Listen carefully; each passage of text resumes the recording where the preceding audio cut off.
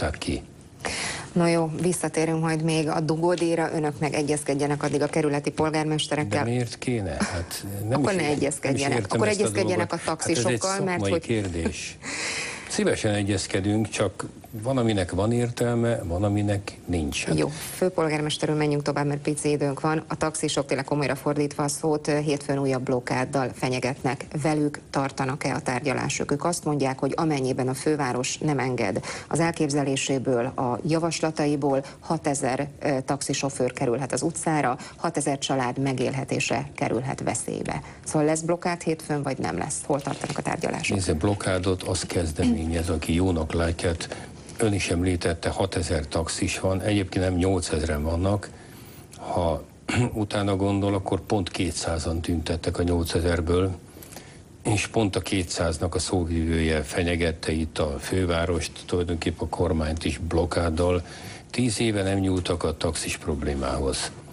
Ma az a helyzet, és ezzel pont a két legnagyobb a taxis szervezet, a főtaxi és a city taxi messze menőkig egyetért, hogy bizonytalan díjszabásért többféle tarifarendszerben félig roncsautókon is lehet utasokat szállítani.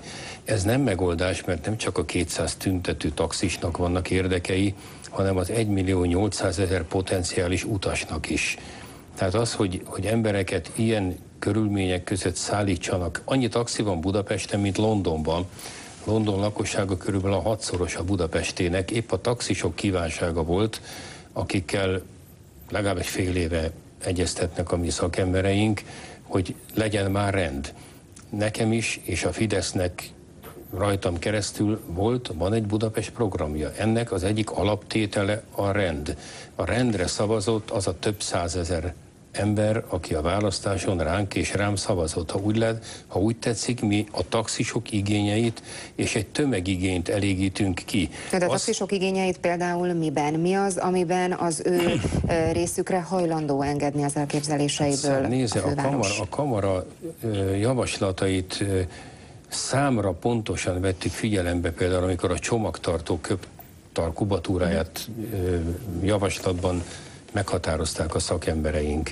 A taxik egységes színét tekintve is közösen alakítottunk ki álláspontot a nagy szervezetekkel.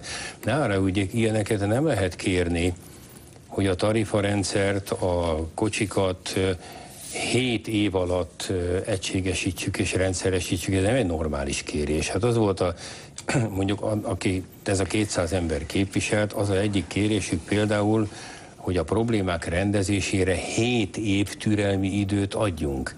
Ez nem nevezhető egy normális kérésnek. Tehát vannak olyan igények, amiket ki lehet elégíteni, vannak olyan igények, amiket nem lehet kielégíteni, mert vagy komolyan vehetetlenek, vagy cinikusak. Hát ilyet nem lehet kérni, és nem lehet mondani, minek utána 10 éve rendezetlen egy probléma, hogy további 7 évet adj, még 7 évig lehessen roncsokkal fuvarozni, többféle díjszabással fuvarozni.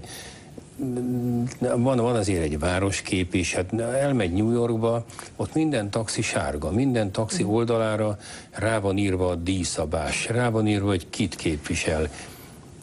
Itt, ha beül egy taxiba, nem tudja, minek van kitéve, illetve tisztelet a nagyszámú kivételnek esete válogatja. Ismétlem, a két nagy szervezet, a főtaxi és a city taxi gyakorlatilag teljes mértékben egyetért a város elképzelésével. Tiltakozó mindig lesz, mindenkit nem lehet ki. Hát a 200 taxis, az hány százaléka 8000-nek, mondja meg? Nem fogom ezt most gyorsan kiszámolni, mégpedig azért nem, mert erre már nincs időnk, de esküszöm, mire legközelebb jön, tudni fogom. Talós István, köszönöm szépen.